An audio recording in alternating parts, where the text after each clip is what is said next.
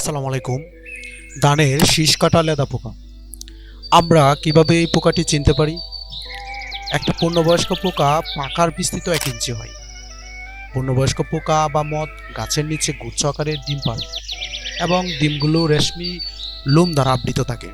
এদের জীবনচক্র ধাপ হচ্ছে 4টি: 1. ডিম, 2. শুটকিট অথবা লার্ভা অথবা কীরা, 3.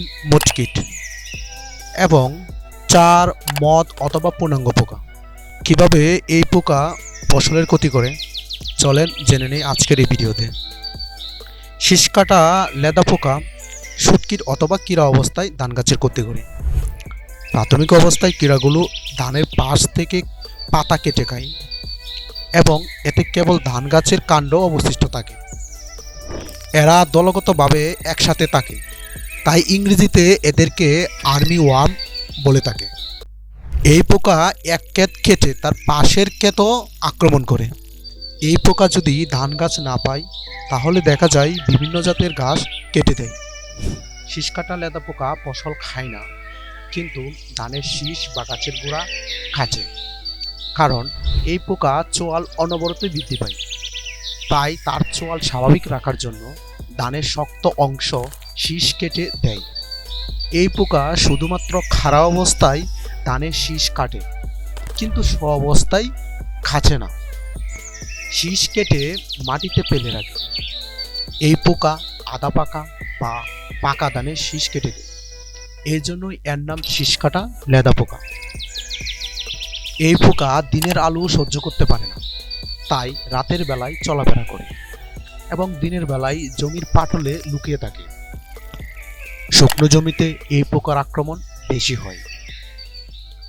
বোনা বা রোপা আমন ধানের জন্য অত্যন্ত ক্ষতিকর এই শীষ কাটা লেদা পোকা।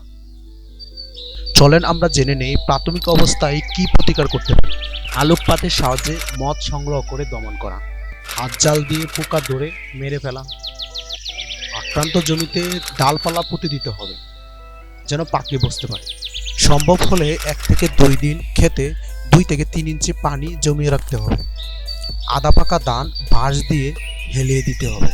80% ধান পেকে গেলে দ্রুত কেটে ফেলতে হবে। ধান কাটার পর জমি চাষ দিয়ে বা নাড়া পুড়িয়ে জমিতে লুকিয়ে থাকা কীরা ও পুঁটলি মেরে ফেলতে হবে, যা পরবর্তীতে ফসলের জন্য পোকার সংখ্যা উল্লেখযোগ্যভাবে কমাতে সাহায্য করবে।